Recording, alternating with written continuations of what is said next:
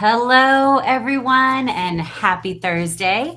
Welcome back to the Cannabis Events Talk Show, hosted by Event High, and I am your host, Adelia Carrillo. For those that are new here, the Cannabis Events Talk Show is a show that covers all about cannabis events, experiences, and tourism.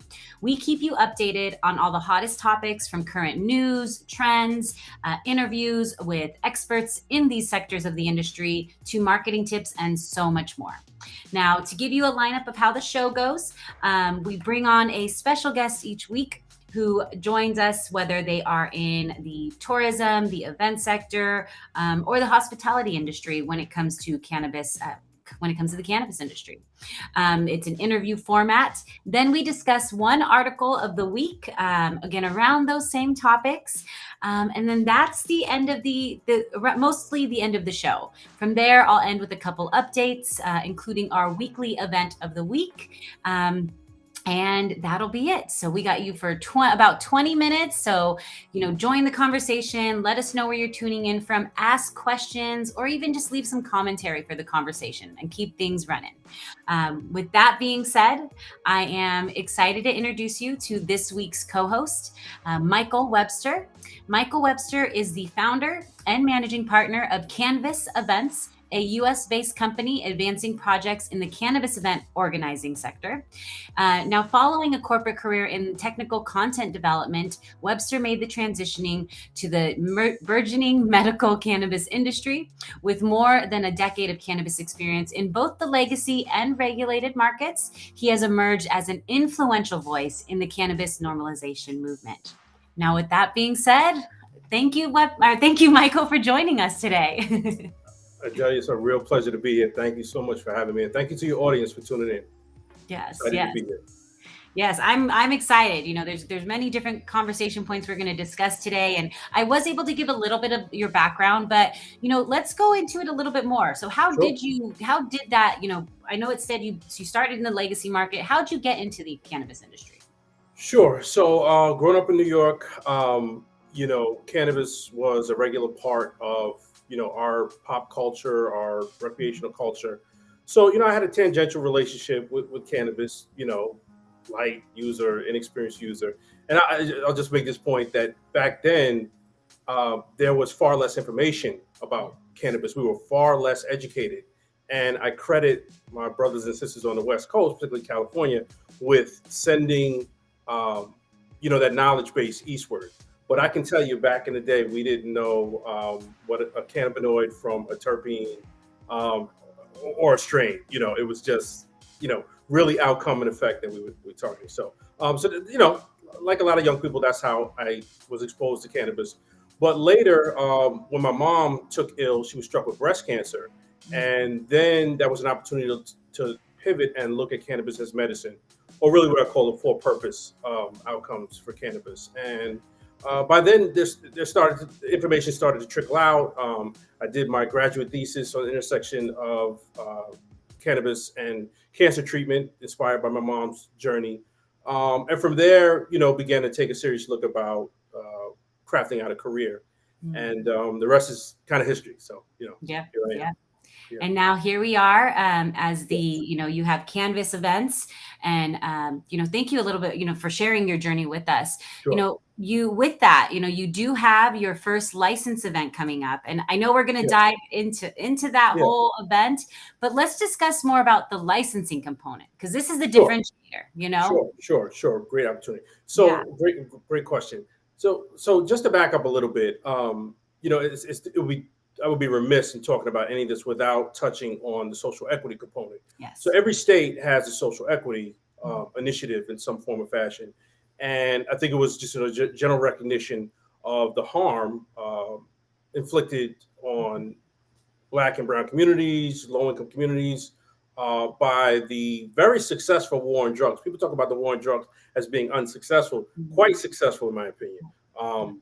And myself, I'm injustice impacted. They like to use that term, justice impacted, but I kind of flipped it around because it was actually injustice that was responsible for putting me on that path. But the injustice impact years later, qualified me for benefits. Now, most of these states that are rolling out the social equity initiatives, they really didn't know how to embrace those who were coming out of either legacy markets or, just really didn't know what they were doing. They just wanted to get into cannabis. So Michigan created a set of licenses, which there was a really low barrier for entry for. Mhm. And they weren't really viable models at the time. But I come from a legacy of people who take lemons and create lemonade. So this one particular license, at that time, it was the marijuana event organizer license, and things have become progressive here in Michigan. So it's no longer the marijuana, but the cannabis event organizer. So that was a sort of low hanging fruit, and really we acquired that license initially to show potential investors or strategic partners that we had been vetted. Yeah. So not much potential for the license. At least I didn't see it at the time. My passion was in solventless extraction, and that's where I was headed. I wanted to build out a solventless extraction lab. Oh, wow. And if you're, I always tell people in cannabis, if you're not pivoting either with the market or with the opportunities, then you're standing still, and they will pass you by. So, you have these grand pursuits. I'm going to open retail. I'm going to get into a cultivation. I'm going to do some manufacturing. But without the capital availability for equity operators, it really is just, it's just a really tough climb. Yeah. So it requires a lot of pivots. So when I was considering these different options, we started the data started to roll out, Mm. right? So the data started pointing to price compression. You could see the saturation. You drive down the street, and you see 2 or 3 dispensaries Yeah. within 1,000 yards of each other. So retail, started to fade in terms of the level of attraction. Yeah. Cultivation was never really my thing. I really don't have the patience for cultivation. Manufacturing was more attractive to me, but even there, just such high regulatory burdens for manufacturing. So I pivoted and pivoted and pivoted again, and after that, I realized I'd done a 180. Yeah. And all the time, I had this license in my hand Huh. that held tremendous potential, unrealized potential. So the Cannabis Event Organizer license allows us. It's a special class of folks who are then allowed to apply for the temporary marijuana permit. There goes that term again. They haven't excised that, but Mhm. the temporary marijuana permit allows you to produce an event, a public event for 1 to 7 days, Okay. and allows for retail sales, authorized regulated retail sales, Okay. and on-site consumption, creating an amazing value prop for retailers, cultivators, manufacturers, even secure transporters and some of the ancillary folks. Yep. So we see the event as something totally different, not the party. Yeah. Yeah. Now, when it came to this license was released really ran right into the pandemic, and Okay. that was the pain point. There was that the state wasn't allowing folks to Anyone. gather within 6 feet of each other. There was just no viability there. Yeah. So not after the pandemic, we're still in some phase of the pandemic, but after some normalcy returned, then we started to look at the viability of the license and the cannabis event itself. And we said, Okay. wait a minute, with the way the laws have changed, not just in Michigan, but across the country, Yeah. consumption is no longer that either taboo or that unattainable, component that it used to be. So now here in Michigan only regulates commerce, cannabis commerce. They don't regulate personal behavior. So if you want to go in your backyard, if you want to go in your basement, you want to have an event at a private hall, that's it. So then why are you spending money with me for a ticket to do something that you otherwise can do yourself? So Hmm. that's the idea of the Cannabis Event 2.0 came. Okay. We knew we had to raise the bar. Yeah. And I was kind of disappointed after the lockdown restrictions eased a bit, and some of the event organizers started to plan events.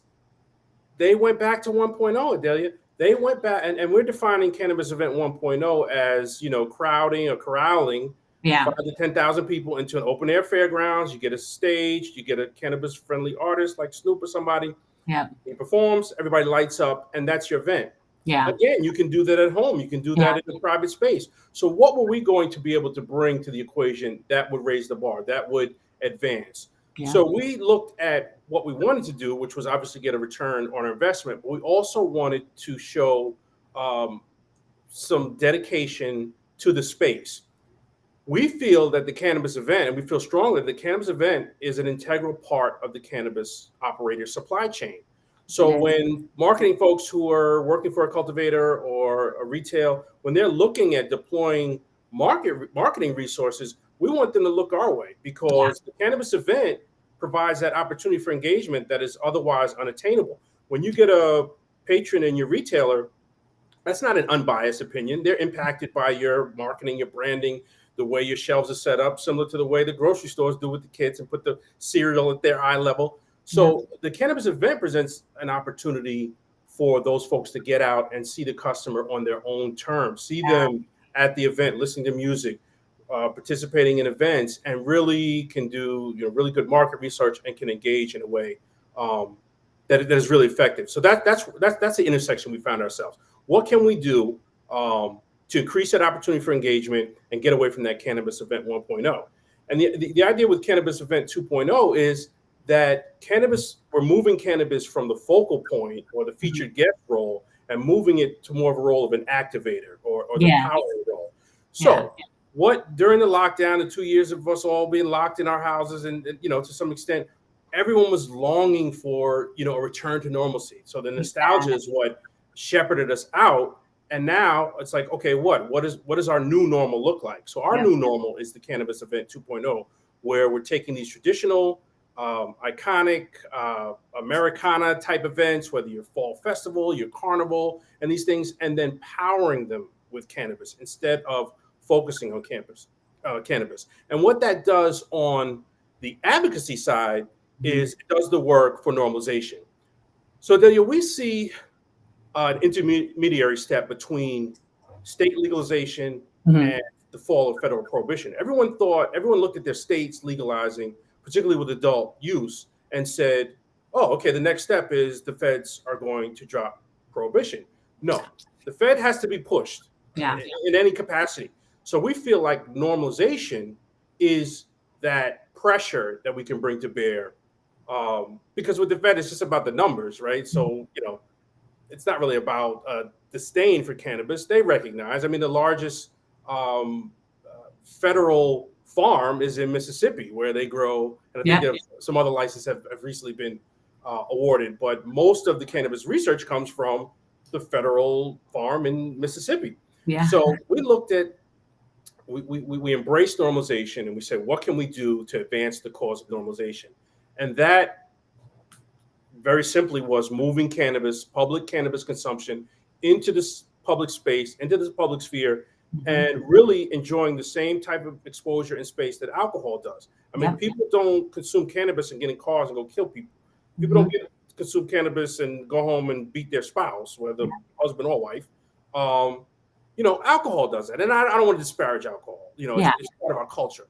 But the idea of, you know, cannabis being more of a present danger than alcohol is absurd. It's Yeah. absurd. And that is what has influenced prohibition in terms of what we see today. So we saw that as an intermediary step. We said, let's lean in. Mhm. I have a great friend at Vertosa, Austin Stevenson, Yeah. great friend of mine, you know him. Yeah. And he really helped me to understand the lens through which I should be looking at this. Hmm. He walked me through a conversation where he identified flower and vape as cannabis 1.0, Yeah. moved to distillates and isolates as cannabis 2.0, and on to his product, the emulsion or the beverage, as Yeah. cannabis derivative 3.0. We see Yeah. the event the same way. Yeah. 1.0, yesterday's news. 2.0 is what we're doing today. Yeah. And we've got a really successful model that presents an amazing value proposition for our partners. And we're leaning in. So we have an amazing offering. We're bringing to the market these experiential, immersive, otherwise fun experiences that are powered by cannabis.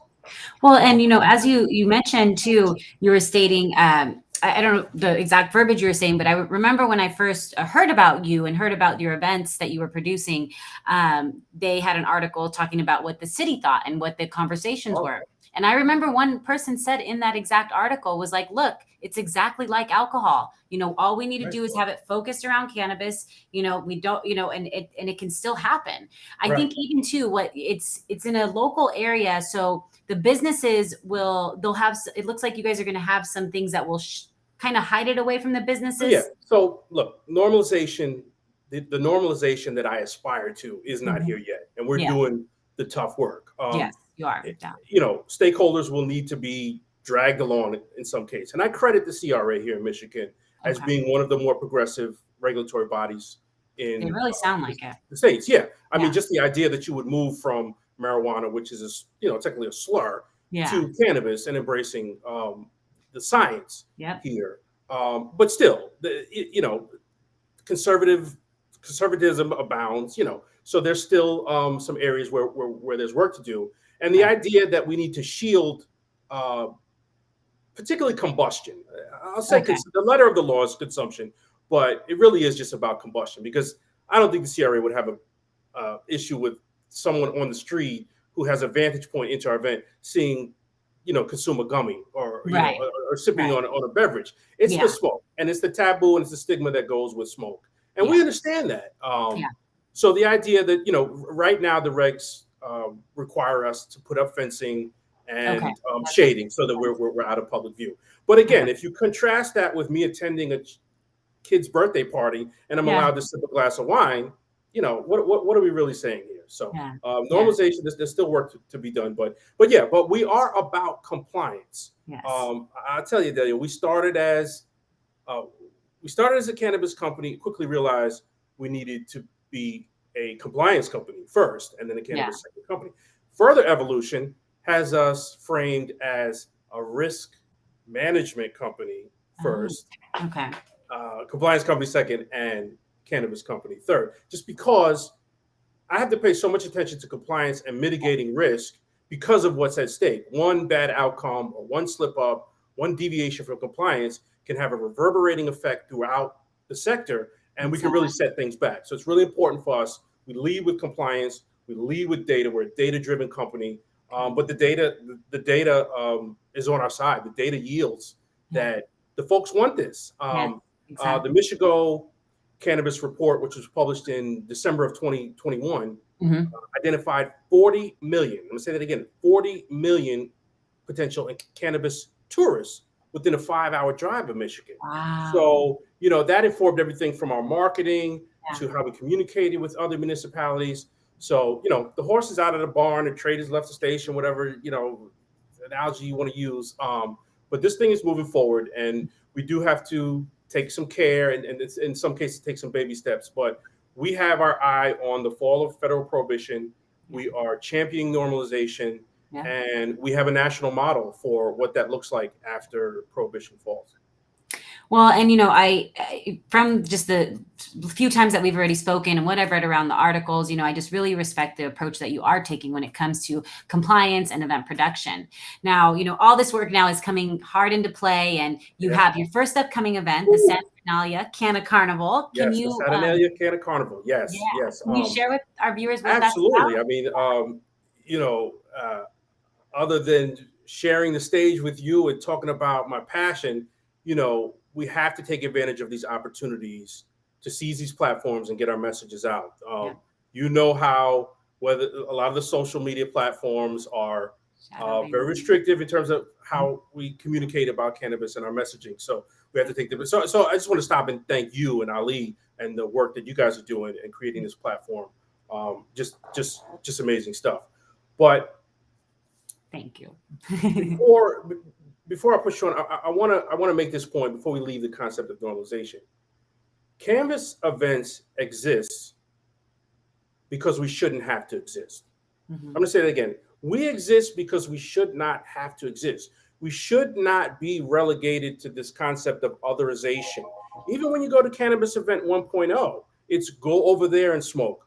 Yeah. Go to to this patio or behind this gate. And that, you know, that kind of playing both sides of the fence, no pun intended, um, stymies this our march towards normalization. We Yeah. need to lean in. And one of the biggest features that we're presenting at our Saturnalia Canna Carnival is hassle-free consumption. Not you can smoke or you can consume, but go over there. You can smoke, you can consume, go over there. No, hassle-free consumption. So, Huh. what is Saturnalia Canna Carnival? Yeah. Saturnalia Canna Carnival is our signature offering, our inaugural event, and we fashion it as an iconic perennial cannabis festival. Coachella started somewhere. Mm-hmm. Lollapalooza started somewhere. These were small festivals that were started in an organic way and gain momentum. And you can just take a look at what kind of opportunities those are now. So we're pushing into normalization of cannabis consumption at the intersection of these iconic festivals in that same fashion. So we secured the now it's the Trinity Health Arena Okay. in downtown Muskegon, Michigan, August 20th, noon to 10 p.m., the Saturnalia Canna Carnival. Hassle-free consumption throughout the arena.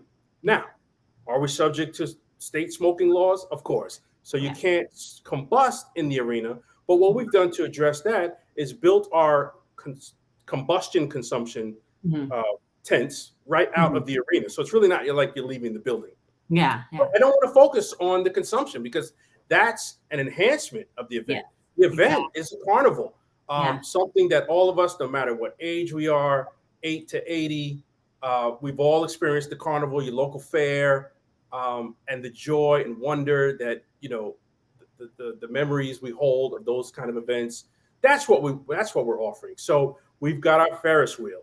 Yeah.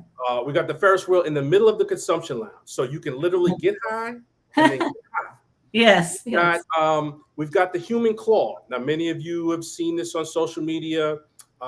Those of you with kids, you go to the arcade. There's an arcade game where the claw crane goes out over the pit and grabs a. So we've done that. We've actually brought that to a human level. So we strap you in, go Wow. out over our pit of cannabis-friendly goodies and items, whether they're Wow. pre-rolls or other Yes. items.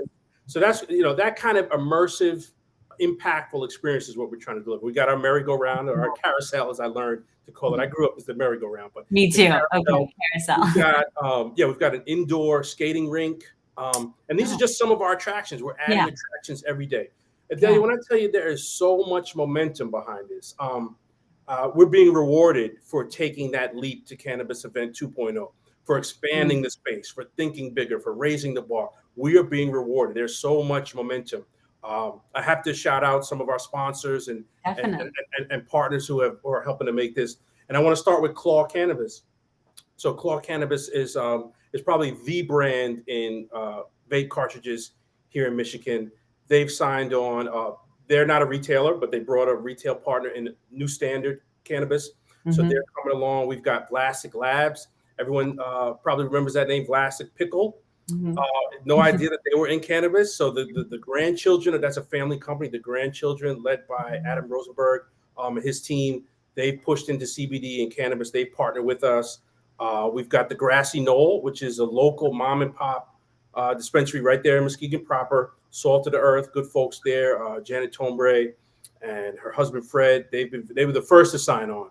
Yep. We've also got the High Garden Collective, which is a set of bed and breakfasts, cannabis-friendly bed and breakfasts out in Dexter, Michigan. They're going to be opening soon. They're partnering with us. The legendary Derek Coleman, legendary NBA player Derek Coleman, we've struck a relationship with him on a promotional effort. He's going to be getting behind the effort. And the 44s brand, which is a brand of consumption lounges and eventually retail and cultivation effort. But I just want to stop there for a second because Derek is a dear friend of mine, and I just got to show him his love. We've seen a lot of celebrities, a lot of superstar athletes come into the space really in carpetbagger fashion. They come in, they sign a check, they Yep. license their name, and they're gone. Yep. Derek Coleman and the 44s brand is marching 100 miles an hour in the opposite direction, building from the grassroots, embracing the community, whether Detroit or Michigan proper. So we're just really excited about having them on. And then when we shift to the advocacy space, we've got partners like the Last Prisoner Project. I come out of the injustice impacted community, so we know how important it is. I was having a conversation with someone from Last Prisoner Project, my friend Stephanie, spent 10 years for cannabis possession. She went to trial, blue trial, and got 10 years because the offer was 8. But anyway, it's important for us to pay attention to the advocacy. So we're locking arms with all these folks. We're talking to others. We're in deep talks with Vertosa, Fields Cannabis, Kinship Cannabis, and Bloom City Club. These are some other folks that we're negotiating sponsorship packages right now. But Yeah. again, what we're offering is this immersive, impactful experience that is going to push normalization and bring folks out of the shadows. We can get rid of this taboo and, really get into moving cannabis, into integrating cannabis into our lives the way alcohol has for so many decades. Yeah. Well, no, I get just the activation and the experiential approach you're taking to this is Yep. huge.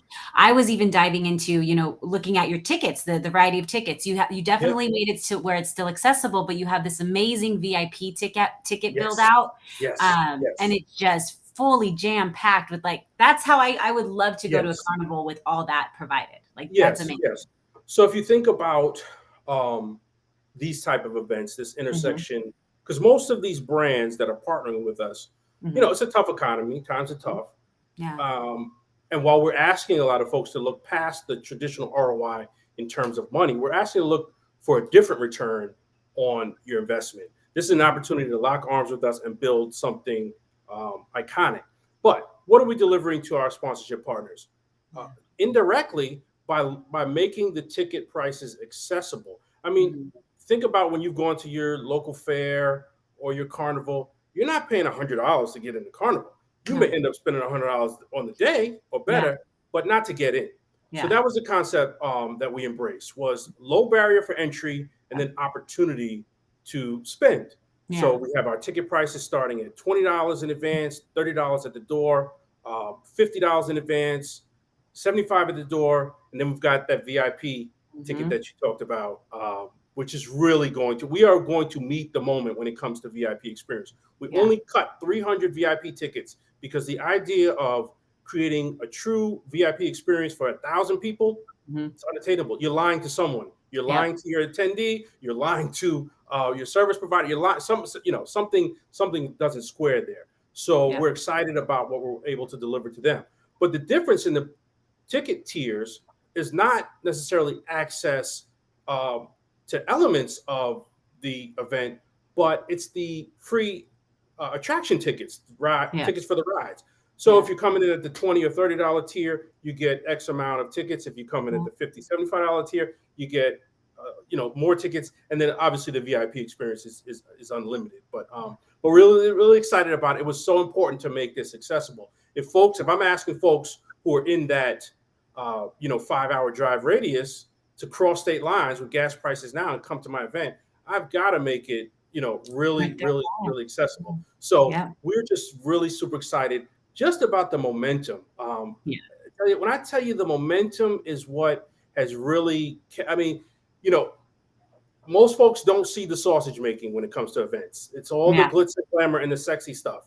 The Yeah. sausage making that goes into this is it's usually stop, stop, stop, and then go, and Yeah. that's what we've experienced in terms of momentum.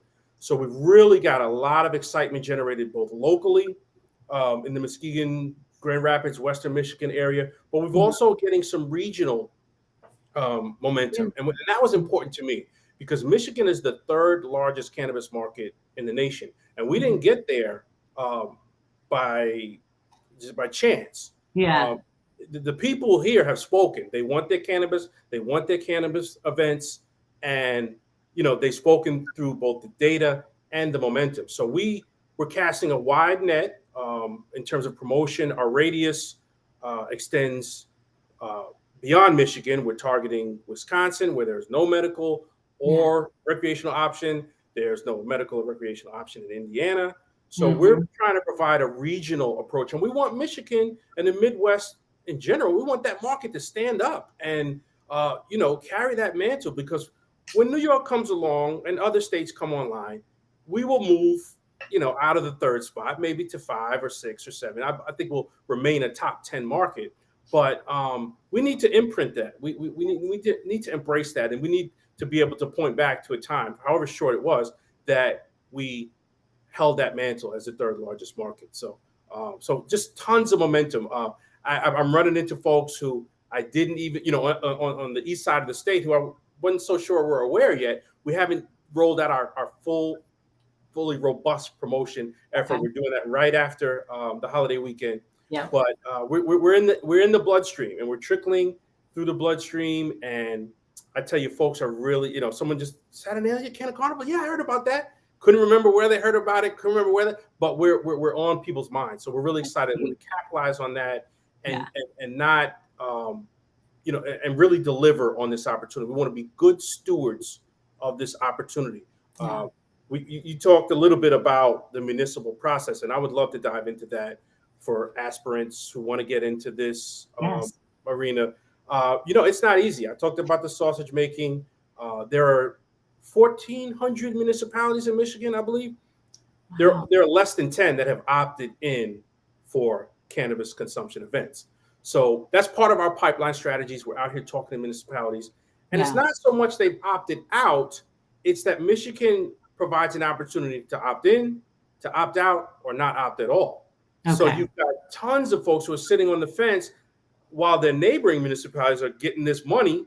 Yeah. And now they're starting to see. So we're talking, we're coaching, we're massaging, we're trying to get into the municipalities. But the biggest pain point for cannabis events does reside at that municipal level. Yeah. Really. There's just a lot of old thinking. This idea of consuming outside. It's the normalization issue and the taboo. So we're working hard to knock that down and spread cannabis consumption normalization everywhere. And we're starting with the cannabis, with the Adelia Can of Carnival. We feel like it's going to be an amazing offering. And that my goal personally is just to have folks walking around my event, looking up with big, dumb smiles on their face. And I have to Yes. credit my CMO, Greg Hill, with that. Just big, dumb smiles. And Yeah. what we are seeking to deliver is joy and wonder, Adelia. Yes. Joy and wonder. And then, like you said, that's, you're setting the foundation, you're setting the tone, you're building also that trust within the cities so that they can also say, these are the standards we want. These are what event organizers should be doing, Yes, and, yes, absolutely. that's going to be huge. Now, to that point, we have to acknowledge municipalities like Muskegon who are doing the right thing by cannabis, who are marching in the right direction. I talked about the others who aren't. We need to stop and talk about Muskegon. Mayor Johnson, who leads the administration in Muskegon, new administration, young administration, set of mostly progressive city commissioners. They ran on this ticket. Mayor Johnson said, I believe his mantra during his campaign was he wanted, if he was successful, he wanted cannabis everywhere alcohol was. So our dynamic is a little bit different, and we can talk about unregulated events, gray market events. But even when it comes to regulated events, we will be the first to enjoy the opportunity to produce an event at a municipally owned venue. This is the city. So when you talk about pain points, I'm usually dealing with both a venue owner and a municipality. And those disparate interests have to be aligned somewhere. And then I got to take that balancing act and get my sponsors and my attendees and law enforcement and align all these interests at once. It's tough. But in the city of Muskegon, from the top down, and it starts with the barrier for entry. The application for an event, a cannabis consumption event in Muskegon, I had it filled out day one. You hear these war stories about cannabis applications, whether for retail or cultivation, that you have to go hire an attorney and pay the attorney 6 figures to write the application. I'm talking about receiving an application, reaching out to the administration, receiving the application, and being able to turn it around the same day. So already the threshold for entry has been lowered. So then we get in there, we're working with a city-owned municipality. It doesn't get, I don't throw this term around lightly, but in that very specific context, couldn't have gotten easier, couldn't have been a better experience dealing with the point person for events, Jackie Erne. I got to stop and shout her out. Just an amazing person. The arena director at Trinity Health Arena, Jake LeMay, amazing people who see that you don't just have to hold your nose and turn the other way if cannabis isn't a thing. They're looking at the value proposition and they're looking at the long game. So from there, it becomes about relationships. So currency is the relationship. Relationships are the currency in this sector. Until you become established and you have sponsors knocking on your door asking what event is next, then it's just about meeting and greeting, cold calling, getting out there. Because in a tough market like Michigan, where we have so much price compression and we Mm. have so much saturation, we have to convince folks, like, there's value here. Yeah. Don't be afraid to come over here with us and spend a little bit of money, because whether it's brand exposure, co-branding opportunities, or just moving product, Yeah. the return on investment is there and available. So, um, yeah. Yeah. Well, one of the things too, you're stating this is just the beginning. So what do you have in store Oh, for I'll tell you, the rest of nice question. 2022? Wow. So it's very difficult for me to move on from this Saturnalia Canna Carnival, because it has been not only a labor of love, but we're in the throes of it. I Yeah. mean, my team and I, and I got to shout out Greg Hill and Taylor Gaines and James Tolbert. I mean, we are sleeves rolled up, doing the Lord's work, as they say. Don't mean to blaspheme for any of my religious brothers and sisters, but we are really grinding, in the most literal sense of the word. But we've got a proven concept. Yeah. We're logistically sound. We've got our SOPs crafted. We have the partnerships with the city and the venue. So now I can take at least one eye a Yeah. couple times a day off and look down the road. So we do. The city of Muskegon believes so much in our concept and saw so much viability and recognized the momentum that we had out of the gate, and they Hmm. gave us a second venue and a second opportunity.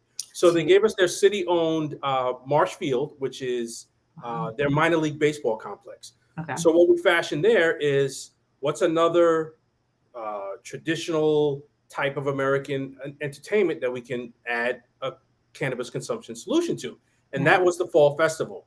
Yes. Every state doesn't do it; most do, but Yep. the Fall Festival in Michigan is a beautiful thing, just because the landscape. So think cider, think donuts, think hayride. Hmm. And so that's what we're doing September 24th and 25th at Marsh Field. It's actually going to be a 2-day festival, the 24th and the 25th. That's a Saturday Oh, and Sunday.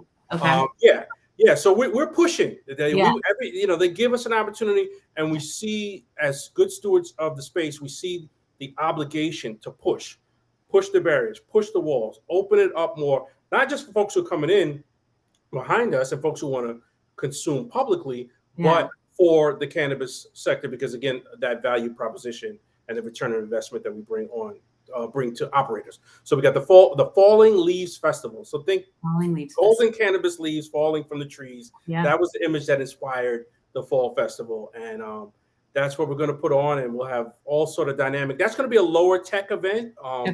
more reflective of a local event. So think, Yeah.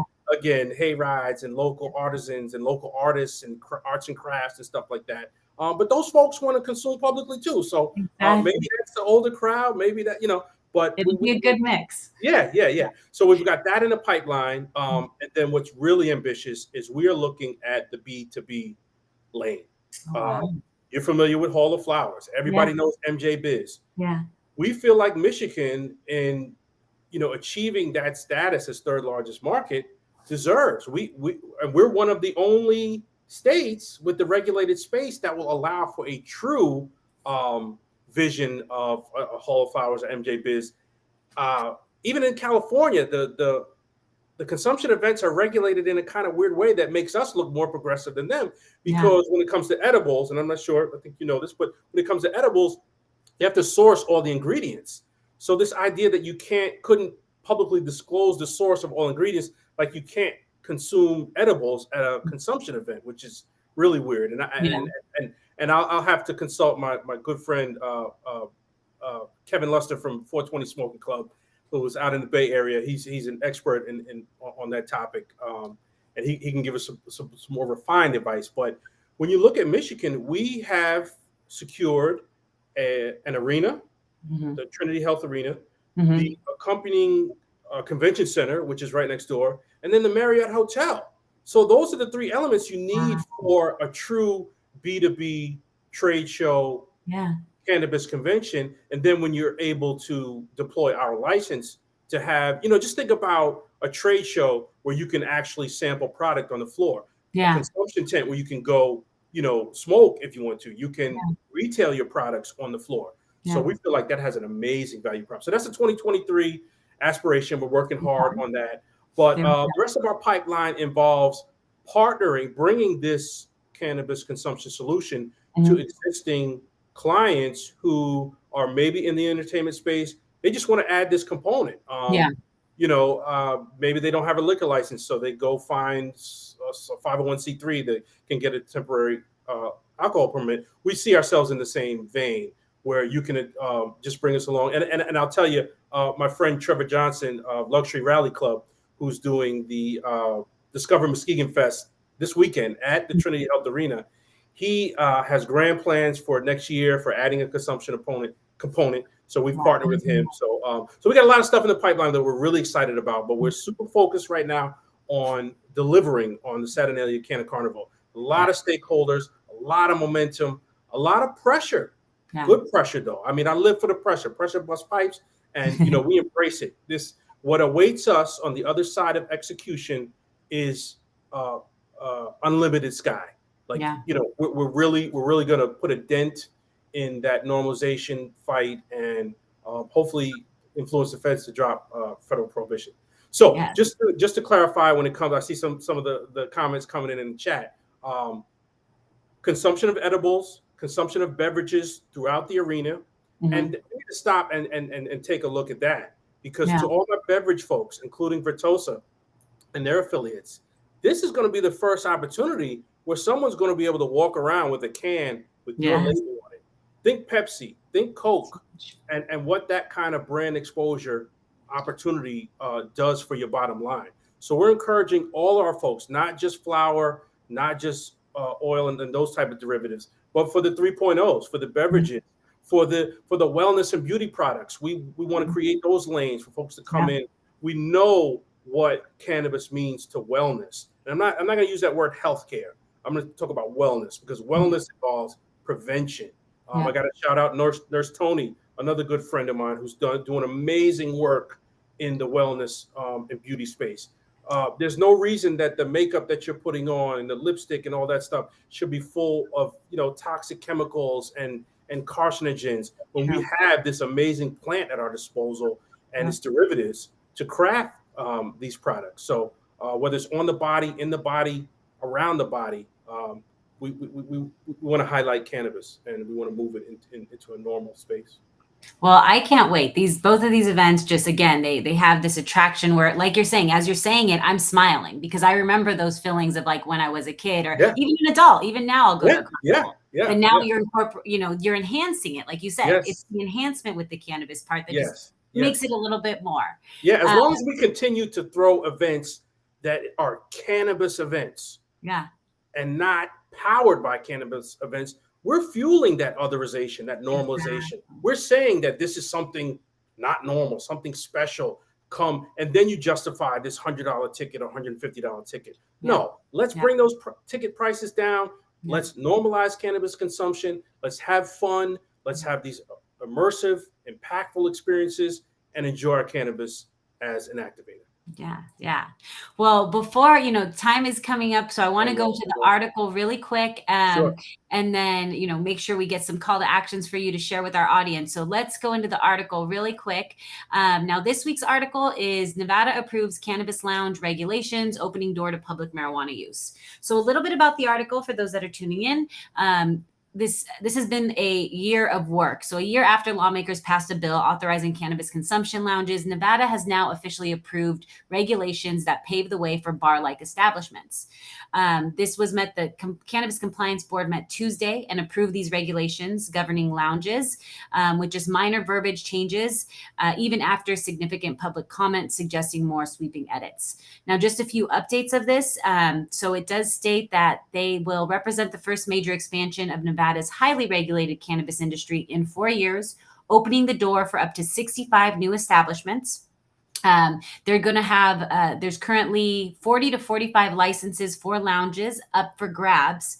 These would be attached to existing marijuana dispensaries, and 20 for independent lounges. So 20 of those are for people who aren't connected with a dispensary. And 10 of those will have sharply discounted fees reserved for social equity applicants. Now, even though they have this component, they're still not there. We're all used to this. And Michael, I'm sure you're Yeah, everything that you've seen and done is we do have these opportunities where it is available for social equity applicants, but there's still barriers to entry with that. A oh, lot of times there's still costs that go into yeah, it that don't make yeah, sense. yeah, yeah. So, hopefully Nevada can pay attention and again, rewrite some of these things. Like you Yeah, said, what Michigan a year ago or 2 years ago was called the marijuana event right, license. right, Now it's right. a cannabis Yeah, event. yeah. No, So, I would be remiss if I didn't not take a swipe at social equity, but really put it in context. I yeah, was disappointed. I read the article, and it's yeah, funny. I was burning the midnight oil last night, and I texted my friend Derek Coleman, former mhm. NBA player, at 12:12 because I looked at my phone 12:12 on the dot, and I sent him this article because we've been looking for some data that we can use to fuel the consumption lounge movement here in Michigan. And Okay. actually, we're working on the deck, and there wasn't the available data that we usually have. Yeah. So we're excited to see that. I was personally disappointed by that $200,000 liquidity barrier Yes. because social equity or equity, as my folks at the People's Ecosystem and have taught me. Shout out to Christina De La Rosa and Frederica and Mel and all my folks over there. But these social equity initiatives have really just translated to coupons, Yeah. Yeah. coupons, reductions in fees on licenses until there is dedicated capital. And Yeah. and I'll go a step further. My good friend Peter Sue of the NCIA banking, he is the man in banking and cannabis. The OCM in New York actually went to him and asked him to fund the social equity initiative there. Wow. Um, he points out that until there's access to capital markets, Yeah. until there's access to credit cards, the idea of safe banking or you know opportunities to bank cannabis operators, it's nothing is going to change from fencing what we saw in 2014. Yeah. So what we need is really that access. So to ask someone who perhaps has purchased property, I saw some folks had purchased property out in Nevada, Yeah. in anticipation of the license, to now ask them to show $200,000 liquidity Yeah. is you're just stacking another barrier on top of what you said wasn't a high barrier for entry. Yeah. So, Exactly. disappointed there, but inspired nonetheless. You know, it's movement in the right direction. Exactly. Yeah. Most of the social equity initiatives have not gotten it right. They have not provided that dedicated capital, and that has made a difference. Now, New York, my hometown, Yeah. appeared or telegraphed that they had it right. They created the $200 million public equity fund that is Mhm. supposed to fund the social equity initiative. But we'll see there. Yeah. I was excited at first, but we'll see. So to Yeah. see Nevada, open the gate for the consumption lounge, but provide that barrier gives me mixed feelings. Yeah. But here in Michigan, so I'm right at the same intersection. And to talk about the consumption lounge license, I would harken back to what I said about that low hanging fruit. These Yeah. were licenses that were made available to social equity folks with the low barrier of entry because there was no viability there. Yeah. For the events, there was no viability because the control rested at the municipal level, and most of these municipalities were Oh, not going to allow these events. For the consumption lounge, unless you have significant foot traffic to rely on, it's not a viable concept. So yeah. I will shout out my friend Derek Coleman. They've identified property that's an intersection where there's high traffic. So it's good to see Nevada get it going. They have the built-in traffic in Vegas, so it's Yeah. going to succeed there. Yeah. But the importance for the consumption lounge Yeah. is speaks to the form factor debate. One that I referenced when I said you could walk around our event with the can or a package that has a label and you get that branding opportunity. The Not everyone wants to smell like smoke. Not Yeah. everyone wants to go to the bar and consume and go home, whether it's a business meeting or night out with the girls or fellas. Everyone wants to go home and smell like smoke or consume that way. So Yeah. form factor is important. So when we talk about the beverage, when we talk about the edible, those emerging markets, those are what are going to fuel and make this consumption lounge a viable model. When you get folks come in and have a beverage, low dose THC, 2.5 milligrams, something like that, and not get smashed and just be able Yeah. to relax and enjoy, like you would a drink, but Yeah. then not get in the car and go, wrap it around a pole. So Exactly. while I don't wish that on anyone, but these are important things. So I think we need a dual approach. We need a push into the market for Hmm. the emulsion and the beverage, that will run in tandem with this push for the consumption lounge, because I think smoking alone or combustion alone is not going to get it. Yeah. Yeah. No, you bring up some valid points. Yeah. We are running close to the end of show, so I do want to make sure we leave time for you to, Yes. let people know how they can connect with you. Yes. Also how they can learn more about your upcoming events. And Yes. Yes. So we're all over social media, and I credit our digital director Taylor Gaines with making sure that we're buttoned up on every platform. But our website is canvasevents.com. You can see it right behind me, Cannvas events.com. You can go there, buy tickets for our upcoming event. You can learn more about the event, and there's also sponsorship opportunities. I would be remiss if I didn't point out there yes. are sponsorship opportunities remain. This is a group effort. We can't do this alone. We can't deliver this value proposition to these operators without them opening up the checkbook, so to speak. So it's not all about money, but cash is king, and we need The funding value in goes that. back to them too. It's that foot Right. traffic, Oh, that yeah, yeah, right yeah. front facing in front of their audience. It's going to be worth Absolutely. it. Absolutely. But they got to get their noses out of, I love my folks, but we got to get our noses out of the ledger, out Yes. of, stop talking just to the CPA, talk to your marketing folks, talk to other folks, and you can realize the value of the event. But Exactly. yeah, we've got, I just got to take a moment and acknowledge, because acknowledgement to me, I had a list of shout outs. Shout outs are just, okay, I like that person, or I have Yeah. that person did something, they were nice to me, so I'm going to shout them out. No, acknowledgments acknowledge the work that has Yeah. been done, and it comes in a lot of different forms. It's not always the give, but it could be that support. It could be that pick you up when you're feeling low, when you're in the valley and not at the peak. But Sure. I need to acknowledge Steve Shire uh, Mm. of the Fire Starters podcast. Steve is an Mm. amazing person, um, influencer, cannabis executive coach. So many of us jump into these seats of founders and CEOs and have no idea what it takes to be an effective leader. So Yeah. he's doing amazing work on that front. My attorneys, Brian Bergman of Nolan Hyman in LA, my other attorney, Michael Schwam of Dwayne Morris. These folks, just I wouldn't be here without them. And then my partner in Brooklyn, David Grossman, who's under the weather right now. Shout out to him. Acknowledgement to him. Yes. So these are folks that are just important to me. And again, I talked about the folks at the municipality, out in Muskegon, Mayor Johnson, Jackie Ernie, Jake LeMay, and then two other folks that I have to acknowledge. Mike Lamuto, who leads the DEI initiative at the NCIA. So Mike gives us that national reach. Being part of a national organization, he allows us opportunity and extends our reach nationally. And then I would be remiss if I didn't shout out our local general of our local incubator, the Detroit Cannabis Project, Rebecca Collette. Just amazing stuff. Her and her brand, Collexium, Black women-owned cultivators, just kicking in doors, doing amazing stuff. So I just want to make sure I acknowledge her. And then lastly, my friend in New York, who I don't have a long history with, but is an amazing young operator, Jessica Nasant of Wake and Bake CBD Cafe. She's someone who we fashion as a unicorn in the space when it comes to qualifying for these early provisional retail licenses in New York. She's been doing the hard work. Injustice Impacted didn't let it deter her. She's on her way to being one of those first retailers in New York. So definitely want to acknowledge her. But I want to step back and just acknowledge the cannabis space Yes. writ large. You, Ali, other folks up and down the supply chain. We are walking in step, as a movement, as a group. There are some bad actors, like there are in every space, True. but for the most part, we are a strong movement, and we're walking in the right direction, and we're creating generational wealth opportunities.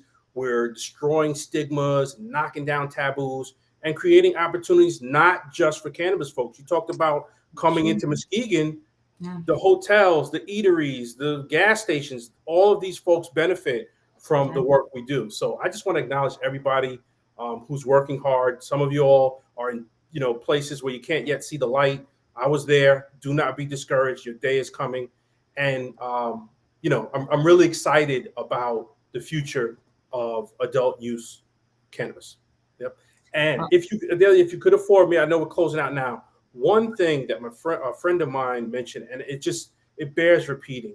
It mhm. just resonated with me so much.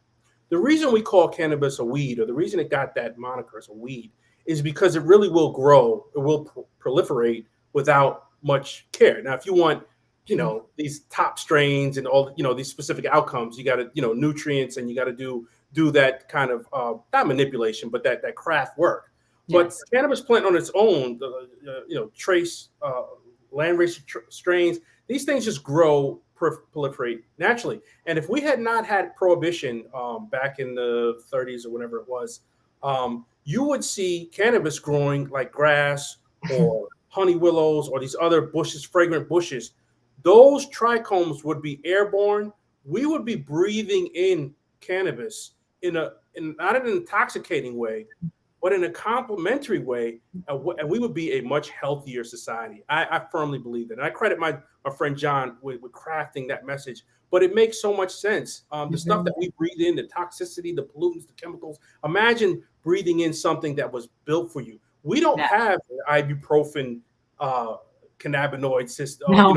endo ibuprofen system. We don't have a an opiate endocrine system. We have every human has a endocannabinoid system, a system built for you. So that means at one point you evolved with this plant. This plant is so intrinsic to our development as a species. The idea of putting it on the shelf or banning it, or even worse, punishing people Yeah. for it is a travesty and a crime. So I get off my soapbox. Saturnalia Canna Carnival. Come one, come all. I'm the circus barker right now. Come one, come all.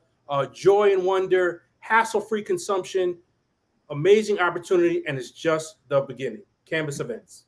Yes. Well, thank you again, Michael. This was a great time. Yes, thank you so much. I appreciate the knowledge that you dropped today, and again for sharing your passion. And we'll definitely stay connected. Absolutely. I can't wait to talk with you again. And thank you to your audience for tuning in. I hope I shared something positive, influential, and just that call to action. Come enjoy the joy and wonder with us. Yes, yes. Well, thank you again. Now, before we go, so tickets are available on Event High for the Saturnalia Canna Carnival, so be sure to check it out there. Or again, I'm going to put their website up on the screen one more time. So right there, www.cannvasevents.com. It has a double N right there. And as we close out, there just are a few final announcements. So we want to highlight the event of the week is called the Terpene Tournament. They are announcing the first ever terpene tournament. It says, take a trip and go on a sensory journey as you taste and savor the finest cannabis and learn about terpenes. Mingle with other like-minded guests and sip on cannabis mocktails, sample tasty joints and dabs, all while taking in a beautiful rooftop view of Oakland. These are tickets that you can find on Event High. The event is called Terpene Tournament.